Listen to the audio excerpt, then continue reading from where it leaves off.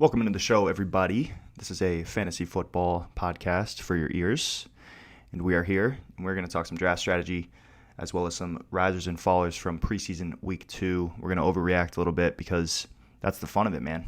That is the fun of the preseason. We get to see some guys that have never played before. We get to see some roles that guys are stepping into throughout the league, and that is super exciting.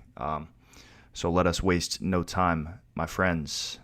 Let's talk some risers and fallers at the market. Apparently, fantasy Twitter is just going absolutely bonkers over none other than Jamar Chase. Jamar Chase famously had 3 drops over the weekend, and people have decided that Jamar Chase is awful now all of a sudden.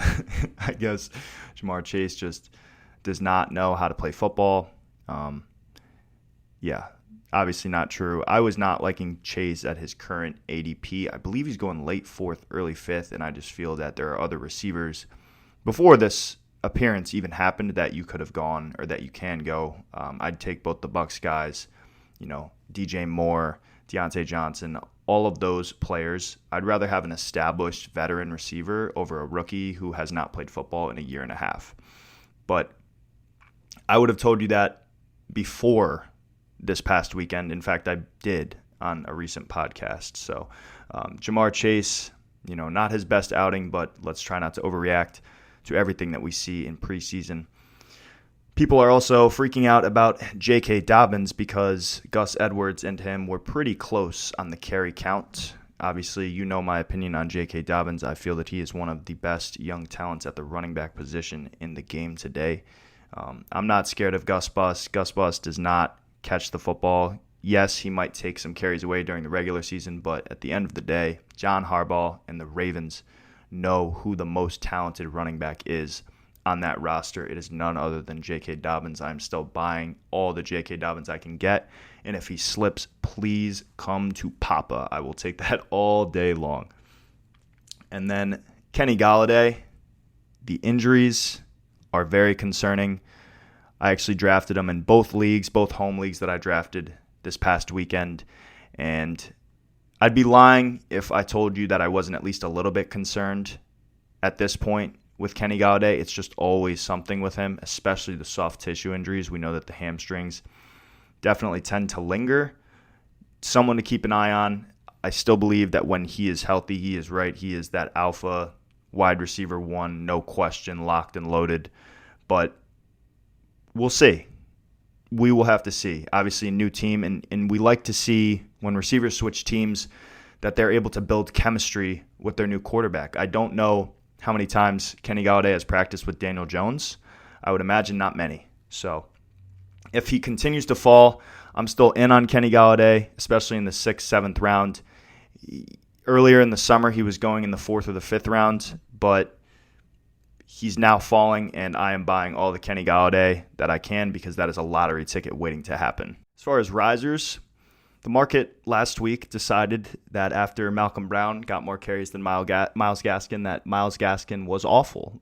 And again, not to overreact, Myles Gaskin looked fantastic against the Georgia Bulldogs. Atlanta Falcons this past weekend. The Falcons did not play any of their starters, but Myles Gaskin did look good. He's a lot better than Malcolm Brown as a Dolphins fan. But I will also say that Salvon Ahmed, the other running back in the backfield, I feel is just as good as Myles Gaskin. So Salvon Ahmed as a late round stash is not the worst idea in the world. I really like grabbing him in the last round of drafts because he's free. And he played there for a stretch last year when Gaskin got hurt and actually did really well. So Salvon Ahmed is a guy that I'm targeting, but Myles Gaskin in my home league this past weekend fell all the way down to the 7th round. I'll take that all day long. We overreacted in week 1. We're overreacting in week 2 because that's just what we do in preseason NFL football. By Myles Gaskin, he's going to be a solid flex at the least this year because I don't expect Malcolm Brown to eat into the workload or maybe make the team. Malcolm Brown's just not good. Trey Lance tore it up, tossed a couple of touchdowns, 2nd week in a row. I don't see how he isn't starting at least in the 2nd or 3rd month of the season. Yeah, you let Jimmy G start the season if you want to, Kyle Shanahan, but Trey Lance, He was really raw coming out of school, but he is ready. He looks ready. He is going to be a lot of fun, and the Niners are going to be a lot of fun this year too now that they're healthy. And then Zach Wilson also played really well. It's good to see the Jets being competent on the football field for once. Living in Connecticut, I have so many friends that are Jets fans that just have been to hell and back, and maybe that doesn't even describe it the last couple of years. As a Dolphins fan, I know what Adam Gase coaching a team is like. I know we always harp on that, but it was nice to see the Jets look competent. I'm not saying that they're going to be good this year, but they will be a lot better than the high school team that they were last season. And then the Bears, Andy Dalton, looked like Andy Dalton. No surprise there. Justin Fields really is showing promise. Matt Nagy yesterday was quoted as saying Andy Dalton is still no question the starter, and he got ripped apart on Twitter. All the replies were hysterical. But I don't see how you start Andy Dalton when you have Justin Fields ready to go. I feel that if the NFL draft were today, then Justin Fields might go second overall because he looks that good. He looks the part. And I don't understand in the slightest how he fell all the way to Chicago there, all the way to pick 12 or 13, whatever it was, because I don't know what the reasoning was, but he is a really good player. Lance and Fields for me is a toss-up, but I think that both players are for sure better than Zach Wilson as prospects. And that was the risers and the fallers from preseason week 2. And now we can talk some draft strategy. I had both home league drafts. One was a Superflex, crazy bonus league, and the other is just a regular double flex PPR league that I'm in. I'd rather discuss the PPR league that I'm in because I feel that pertains a lot more to the listeners. You know, a lot of listeners don't really do Superflex. If you don't know what Superflex is, it's when you have two quarterbacks or you have one quarterback designation and then the other is an offensive player. Usually you do quarterback because they score the most points, especially in the league that I'm in, especially with all the bonuses. I'm not going to go too far into that, but we're just going to talk some draft strategies because I think that next week, this coming weekend, is the biggest weekend of the year in terms of fantasy football drafts, and that is really exciting. If you have your draft this weekend, that's awesome. Have a blast because truthfully it is the best day of the year because there are no bad teams. Everyone is 0-0, and that's what makes it fun, especially if you have a great home league like we do with all our buddies. So yeah, this year, more than any other year, I feel that you have to go running back early, very early. The first 11 picks were in a 10-team league were all running backs. It went McCaffrey, Cook, Kamara, Elliott, Henry, Chubb, Barkley, Eckler, Jones. And I had the 10th pick, so I went Joe Mixon and Najee Harris. I think that Harris gets the workload, Mixon gets the workload. If you can secure two solid running backs like that, then you do, because running backs are few and far between. The first non-running back to come off the board was Tyreek Hill, followed by Travis Kelce, Devante Adams. Devante Adams at 14th overall. Shout out John Ralston. That is probably the biggest steal of the draft, getting my wide receiver one by far at 14th overall is such a steal. And honestly, I questioned if I should have taken Devante Adams over Joe Mixon. You know, looking back, maybe that would have been a better idea because we know how good Adams is. But nonetheless, 15, Antonio Gibson, followed by Jonathan Taylor, Calvin Ridley, DeAndre Hopkins, Stephon Diggs, and DK Metcalf to round out the second round. I'm not going to go through the whole draft, but those were the first 20 picks. Not too many surprises. Elliott at 4 was a bit of a surprise to me. I actually was the 5th overall pick and was targeting Ezekiel Elliott like crazy. My friend Tyler had the 4th overall pick, and I thought that he was going to go Derrick Henry. He went Elliott, so I traded back to the 10th spot because I was not really in love with any of the guys that were up at the 5th pick after Elliott. I think that Elliott's going to have a huge year. If I was at 3rd overall, I would take Ezekiel Elliott this year. That's how good I feel that he's going to be. But in regular leagues, there are a couple of different strategies that I think people can go with. You can go with a running back heavy, which is where you grab 2 running backs the first 2 rounds. That's my favorite approach depending on who is on the board. I went Mixon and Harris with Hill, Kelce, and Adams on the board. Looking back, I somewhat wish that I went with one of the 2 big receivers because I think that those receivers are maybe a little more valuable than one of my two running backs. But, you draft in the moment, and that's what it is. Kelsey, I was thinking about, but I was able to actually snag Kittle in the 4th round, so I'm not angry there. But if you get two running backs, receiver this year is just so deep to where I don't feel that you need an alpha elite receiver. For example, in this league, my first 3 picks were actually running backs. I grabbed Dobbins in the 3rd, Kittle in the 4th. That was good. And then I slammed receiver. I went 4 straight receivers. Deontay Johnson, Kenny Galladay, Robbie Anderson, and Cortland Sutton thereafter. One of those guys, 2 of those guys will emerge. And if they don't, later in the draft, I was able to grab Marquise Brown and Cole Beasley. Receiver is deep, man. I mean, receiver is so deep this year. And I think that having a top 5 receiver will definitely help. I'm not against that, but I just think that the value relative to the thinness at the running back position is just no debate. It's just no debate. So my first 4 picks were Mixon, Harris, Dobbins, and Kittle. And in our league, quarterback doesn't matter too much, so I was able to grab Joe Burrow with the second to last pick. So that's running back heavy. I really liked how my team turned out. I'll read you the full roster. Joe Burrow at quarterback, Mixon and Harris running backs, Johnson and Galladay presumably with Kittle. And then my double flex will either be Robbie Anderson, Cortland Sutton, Dobbins, obviously. I'll mix and match. My team's really deep. It's cool. I think that in these kind of leagues, quarterback is a dime a dozen. You don't need an elite one, especially if you don't play in a 6-point per passing touchdown league. And if you don't want to get an elite tight end, that is totally cool too.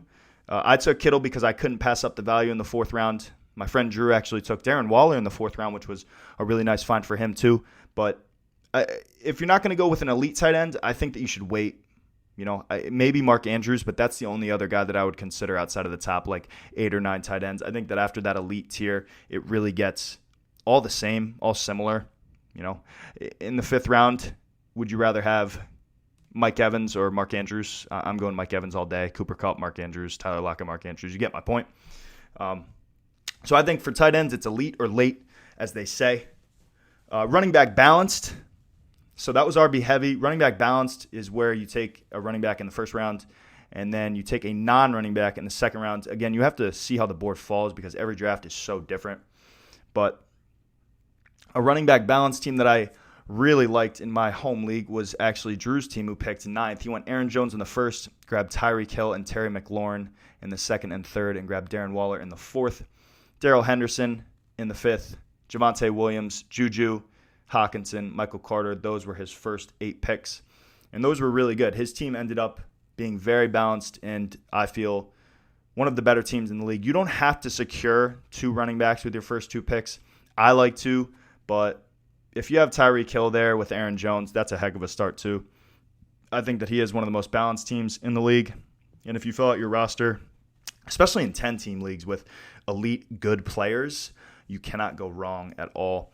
And then 0 RB, we didn't really have a 0 RB in this draft.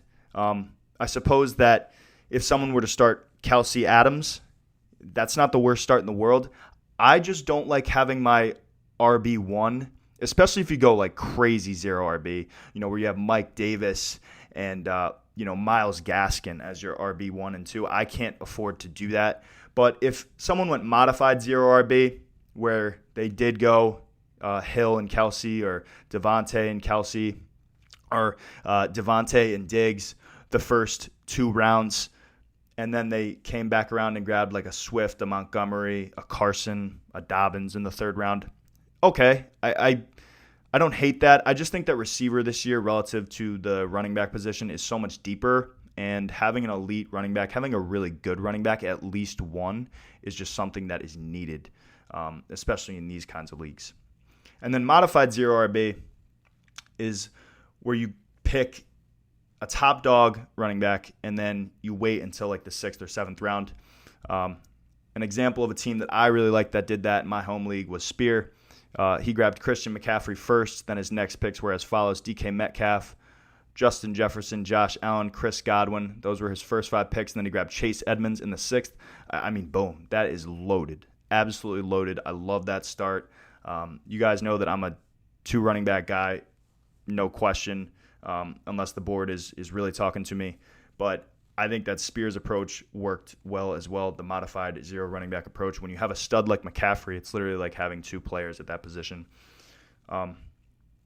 So yeah, those are the main and basic draft strategies, if you will, for home leagues, for regular 10 and 12 team leagues. And I think that as the leagues get bigger, if you go to 12, 14, 16, running back becomes even more thin. I think that in a 10-team league, modified 0 RB, regular, running back, balanced, you can get away with. But once it gets to the bigger leagues, where the running backs just become so thin, especially if you pass up in the first 2 picks a running back, you're just setting yourself up for failure.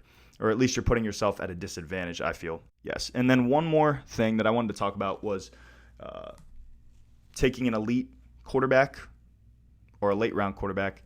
I've always been a late-round quarterback guy. I think that the value at the position, especially in non-superflex and non-2 quarterback leagues, is just unmatched. I think that every year you can really find good players, good quarterbacks on waivers. Last year I found Justin Herbert, Patrick Mahomes, first year as a starter. I found him on the waivers.